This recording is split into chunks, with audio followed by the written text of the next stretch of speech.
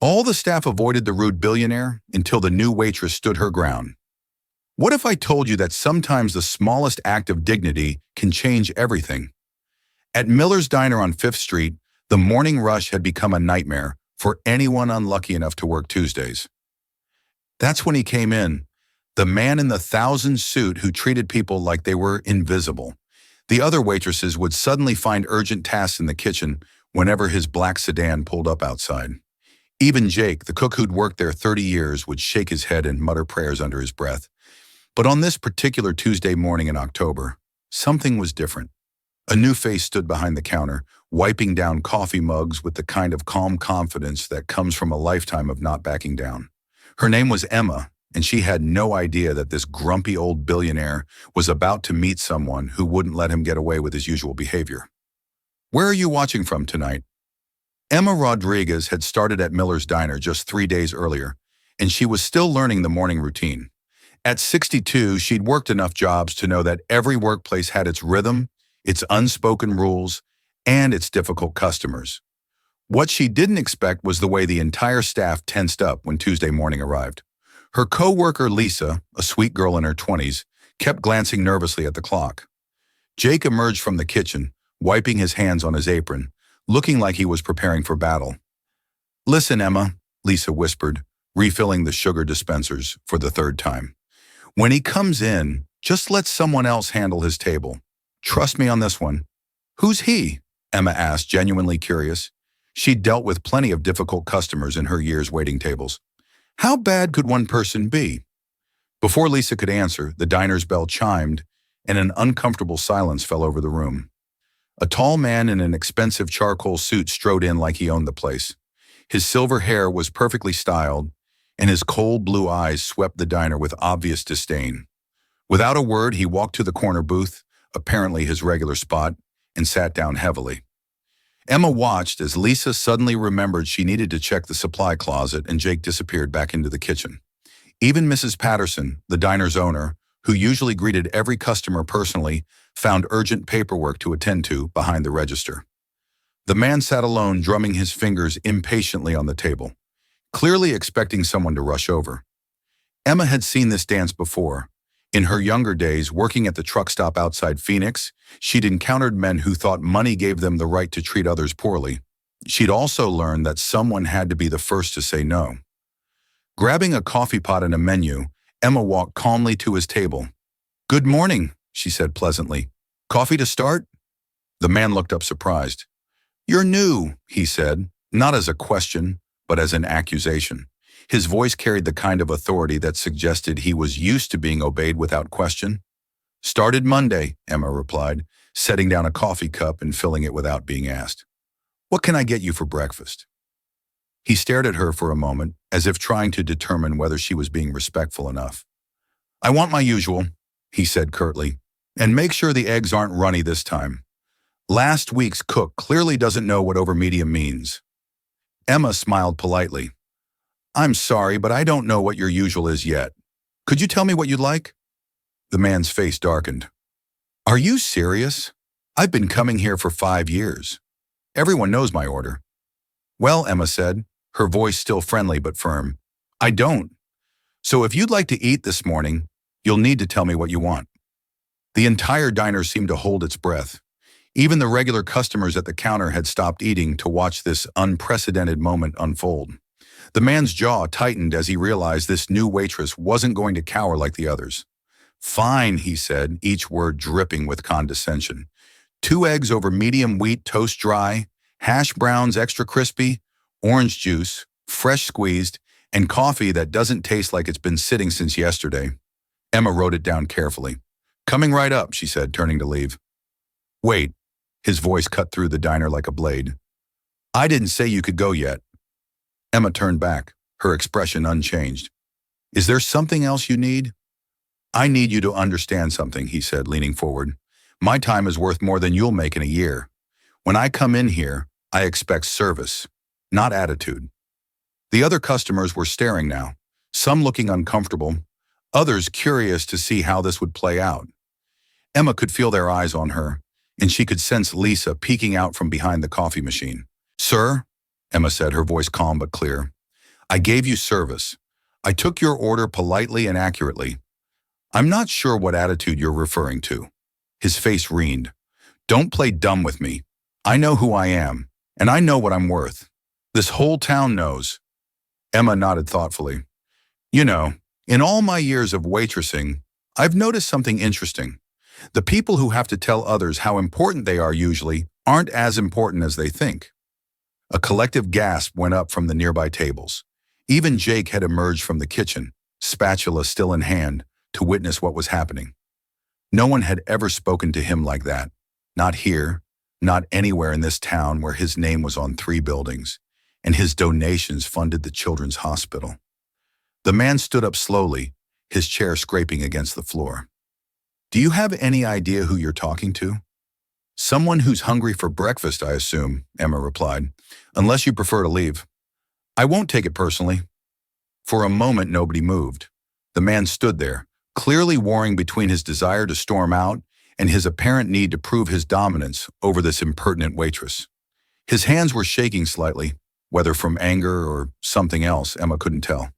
Finally, he sat back down. Bring me my breakfast, he said quietly, and make sure it's right. As Emma walked back to the kitchen to place his order, she could hear the whispered conversation starting up again. Jake looked at her with a mixture of admiration and concern. Girl, do you know what you just did? He asked in a low voice. Treated a customer like a human being instead of a king? Emma replied, clipping the order to the wheel. That's Walter Fleming, Jake whispered. He owns half this town, has lunch with the mayor every Thursday. His foundation built the new wing at the hospital. Emma paused, absorbing this information. She glanced back at the corner booth where Walter sat staring out the window. His posture somehow different now, less commanding, more tired. If this moment touched your heart, please give the video a thumbs up. She had a feeling this breakfast was going to be about more than eggs and toast.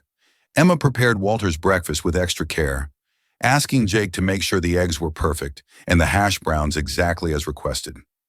As she carried the plate across the diner, she noticed he wasn't looking at his phone or checking his watch like most busy executives. Instead, he was staring out the window at the small park across the street where an elderly man was feeding pigeons from a bench. Here you go, Emma said, setting the plate down. Everything look right?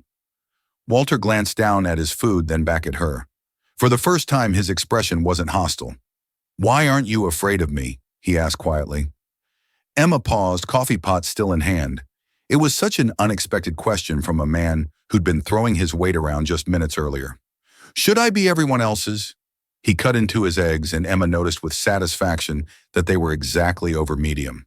The staff here practically runs when they see me coming. Well, Emma said, refilling his coffee cup, maybe they're not afraid of you. Maybe they're tired of being treated poorly. Walter's fork stopped halfway to his mouth. I tip well. Money doesn't make up for meanness, Emma replied gently. People remember how you make them feel long after they've spent your tip. Something shifted in Walter's face. You don't understand. I have responsibilities, deadlines, people depending on me to make decisions that affect thousands of jobs. Emma sat down across from him uninvited, something that would have sent the other waitresses running for cover. You know, my late husband used to say the same thing. He was a foreman at the copper mine outside Phoenix. 500 men looked to him for their livelihood. Came home every night, wound up tight as a spring. Walter looked up from his breakfast, genuinely listening for the first time. But you know what he never did? Emma continued. He never took that pressure out on the waitress at the coffee shop or the clerk at the bank or me. Because he understood that being under pressure doesn't give you the right to pressure others. Walter set down his fork completely. Your husband sounds like a good man. He was. Lost him 2 years ago to lung cancer.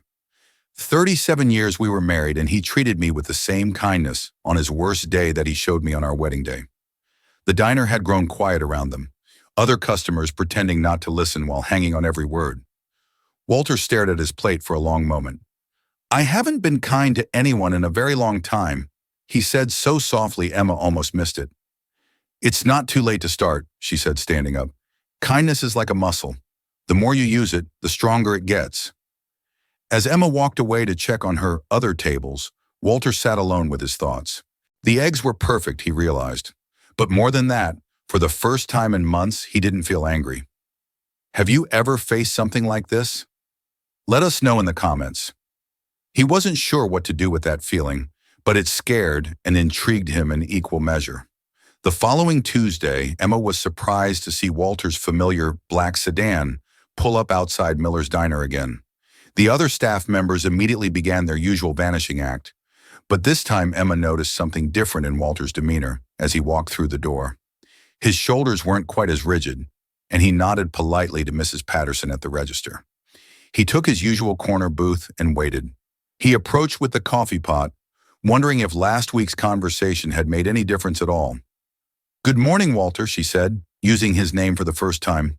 "How are you today?" He looked up, surprised by the personal greeting. I'm not sure how I am," he paused. "I've been thinking about what you said, about kindness being like a muscle." Emma poured his coffee. "And what did you decide?" "Thy decided mind might be pretty atrophied," he said with what might have been the beginning of a smile. "Think it's too late to start exercising it." "Never too late for anything worthwhile," Emma replied. "What would you like for breakfast?" "The usual," Walter said, then caught himself. "Sorry, 2 eggs over medium, wheat toast dry, hash browns extra crispy, and thank you for asking." As Emma walked to the kitchen, she noticed Jake watching from the pass-through window. He said, "Thank you," she told him quietly. Walter Fleming said, "Thank you." Jake's eyes widened. In 5 years, I've never heard those words come out of his mouth. When Emma returned with Walter's breakfast, she found him looking at his phone with a troubled expression. "Everything all right?" she asked. Walter looked up. "My assistant just quit. Said working for me was affecting her health." He ran a hand through his silver hair. "She's the 3rd one this year." Emma set his plate down thoughtfully. "What do you think she meant by that?" "Probably that I'm a difficult boss, demanding, impatient." He picked at his hash browns. "I tell myself it's because I have high standards, and maybe I'm just mean. The first step to changing something is admitting it needs to be changed," Emma said. "That takes courage." Walter ate in silence for a few minutes, and Emma busied herself with other tables. When she returned to refill his coffee, he was staring out at the park again, where the same elderly man was feeding pigeons. "That's Henry Morrison," Walter said suddenly. "He used to work for me." "Retired 3 years ago from my accounting department." Emma followed his gaze. "He looks peaceful." "He is. Every morning he comes here, feeds the birds, goes home to have lunch with his wife of 45 years. Walter's voice carried a note of longing. "You know what he told me at his retirement party? He said the best part of retiring was not having to deal with my temper anymore." Emma felt her heartache for this man who was clearly seeing himself clearly for the first time in years. "I've been successful in business," Walter continued, "but I think I've failed at being human. If you've been enjoying this story, subscribe to our channel for more heartwarming tales." Emma sat down across from him again. "Then maybe it's time to learn." 3 months later, Miller's Diner had become a different place on Tuesday mornings. Instead of the staff disappearing when Walter arrived, they actually looked forward to seeing him. He learned everyone's names, asked about their families, and even helped Lisa pay for her evening college classes. The transformation hadn't been instant. There were still days when his old impatience showed through, but Emma watched him catch himself and choose kindness instead. On this particular Tuesday, Walter arrived with someone new, a young woman in her 20s, with a nervous but hopeful expression. "Emma," Walter called out as they settled into his usual booth, "I'd like you to meet Jennifer. She's interviewing to be my new assistant." Emma approached with 2 coffee cups. "Nice to meet you, Jennifer. What brings you to Miller's?" Jennifer looked confused. "Mr. Fleming said anyone who wanted to work for him had to pass the diner test first." Emma raised an eyebrow at Walter, who actually looked a bit embarrassed. "I figured if someone could handle breakfast with me here, they might survive working in my office." "That's actually brilliant," Emma laughed. "How's he doing so far, Jennifer?" "Well, he held the door for me, asked about my family, and said please when he ordered coffee," Jennifer replied. "I'm cautiously optimistic." As Emma walked away, she heard Walter explaining to Jennifer how he'd learned that treating people with respect wasn't just good manners, it was good business. His turnover rate had dropped dramatically. His employees were more productive, and he discovered that people were much more willing to go the extra mile for a boss who appreciated them. Later, as the morning rush wound down, Walter lingered over his coffee as usual, but instead of working on his phone, he was writing something on a napkin. "What's that?" Emma asked. "A list," Walter said, showing her his neat handwriting. "People I need to apologize to. It's longer than I expected." Emma read the names: former employees, business partners, even the teenager who delivered his newspaper. "This is a good start, but the best apology is change behavior, right?" "That's what I'm hoping," Walter said. "I can't take back the years I spent being awful to people, but maybe I can make sure the years going forward are different." As he prepared to leave, Walter did something that had become his new tradition. He walked over to the kitchen window where Jake was preparing orders. Jake's breakfast was perfect as always. "Thank you." Jake grinned and gave him a thumbs up. "See you next Tuesday, Mr. Fleming." Walter then stopped at the register where Mrs. Patterson was counting receipts. "Mrs. Patterson, would you mind if I sponsored a small raise for your staff? They work hard, and good people should be appreciated." Mrs. Patterson's eyes filled with tears. "That's very generous of you, Walter." As Walter headed for the door, Emma called out, "Walter, your husband would have been proud of the man you're becoming." He paused, his hand on the door handle. "Thank you, Emma, for seeing something in me worth saving." After he left, Emma stood at the window, watching him cross the street to the park. To her surprise, he sat down next to Henry Morrison on the bench and pulled out a small bag of birdseed. The two men sat in comfortable silence, feeding pigeons together in the morning sun. Sometimes, Emma thought, the smallest acts of kindness really can change everything. And sometimes all it takes is one person brave enough to believe that everyone deserves a second chance to be better. If you enjoyed this story, please remember to like, leave a comment with your thoughts, and subscribe for more heartwarming tales. Thank you for joining us on this journey of discovering that it's never too late to choose kindness.